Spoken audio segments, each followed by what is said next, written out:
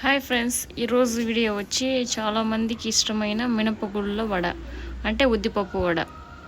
నా స్టైల్ అయితే చెప్తున్నా. మేమైతే ఉద్దిపప్పు అంటాం. ఉద్దిపప్పు వడలకి ముందుగా అయితే ఓవర్ నైట్ అయితే ఉద్దిపప్పును అయితే నానబెట్టుకుందాం. నానబెట్టుకున్న ఉద్దిపప్పుని 2-3 సార్లు వాష్ చేసి ఈ విధంగా మిక్సీ జార్లో వేసి కొద్దిగా అయితే మనం గ్రైండ్ చేసుకోవాలి. ఒక పచ్చిమిర్చి వేసి మిక్సీ జార్లో ఎక్కువ నున్నగా కాకుండా ఎక్కువ బరకగా కాకుండా ఒక మీడియం ఫ్లేమ్లో నేను చూపిస్తాను చూడండి. ఆ విధంగా అయితే రుబ్బుకోండి.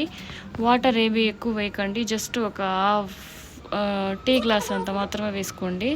ఆ తర్వాత ఒక చిటికెడు సోడా, టేస్ట్కి సరిపడా సాల్టు, జీలకర్ర, మిరియాలు వేసి బాగా కలుపుకున్న తర్వాత ఒక 5 మినిట్స్ అట్నే పక్కన పెట్టుకుందాం. 5 మినిట్స్ తర్వాత ఈ విధంగా చూడండి. వాటర్లో చేయి అద్దుకోవడం వల్ల పిండి అయితే చేతికి అంటుకోకుండా ఉంటుంది.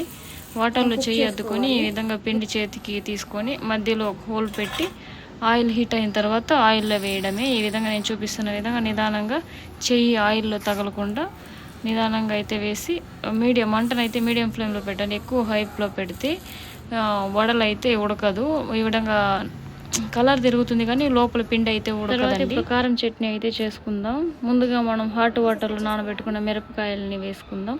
మనకు సరిపడా కారం తగినంత ఒక 6-7 ఎండు మిరపకాయలు తీసుకొని ఒక టమోటో, ఒక ఆనియన్, తెల్లగడ్డ ఉల్చి ఇవన్నీ నీట్గా నున్నగా గ్రైండ్ చేసుకుందాం. గ్రైండ్ చేసుకున్న తర్వాత 2 స్పూన్ల ఆయిల్ వేసి ఆయిల్ హీట్ అయిన తర్వాత ఆవాలు వేసుకొని మనం గ్రైండ్ చేసుకున్న చట్నీని అయితే అందులో యాడ్ చేసి ఒక 2 మినిట్స్ ఆఫ్ చేసి సర్వ్ చేసుకొని తినడమే. Thank you for the watching.